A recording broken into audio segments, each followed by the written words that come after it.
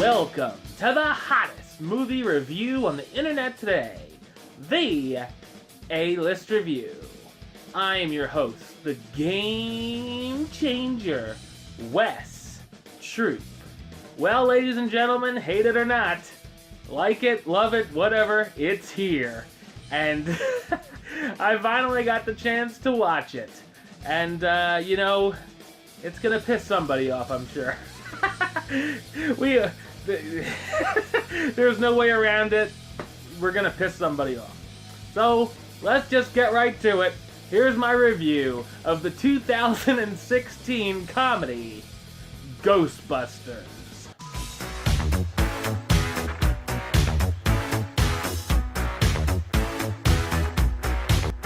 When strange happenings begin to take place in New York City, a group of paranormal researchers get together to try to prove that ghosts exist. They end up trapping a spooky spirit, but are told to stop hunting ghosts by the mayor in fear of the public knowing about their existence. But of course, when a maniac releases a paranormal onslaught onto the city, who you gonna call? So what did I think of Ghostbusters 2016 version? I thought it's a very uneven comedy. The film is a complete reboot of the series and acts as if the events that took place in other movies never happened. I feel it could have worked better had the familiar characters everyone knows and loves had passed the torch to the new Ghostbusters in this film, or if it had at least taken place in the same universe. When I heard about the film being made, I had a pretty open mind about it.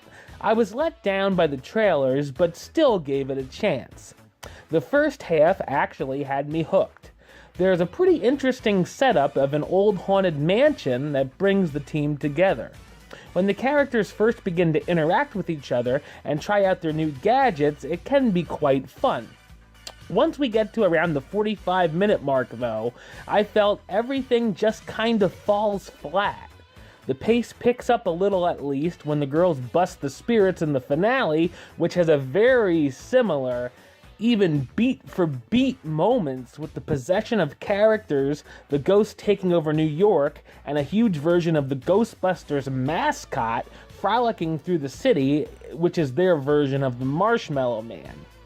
I also felt the villain was pretty weak and was never really that much of a menacing threat. The special effects and the looks of the ghosts are fine, but seeing as the original was made 32 years ago, technically it would look better regardless. The jokes are very hit and miss. There were moments I laughed out loud at, mostly in the first act, but when the jokes flopped, it's because it feels like the writers were trying too hard for the laugh, or the joke just goes on too long. I like the cast and all of the starring actresses, but the script didn't quite do them justice. Some of the characters came off as annoying or just as a female version of a character from the original film. Kristen Wiig stars as Erin Gilbert, a college professor hoping for tenure who ends up back in the world of the paranormal when a stranger asks her for help with a haunting. Melissa McCarthy as Abby Yates, Erin's former friend and co-author who's stuck with the haunted world and began creating devices to prove they're real. Kate McKinnon as Jillian Holtzman, the somewhat crazy inventor who creates the tools for bustin'. Leslie Jones as Patty Tolan, the former subway ticket taker who gets involved with the case and becomes a member. And Chris Hemsworth as Kevin, the painfully idiotic secretary for the Ghostbusters who doesn't know anything about his job.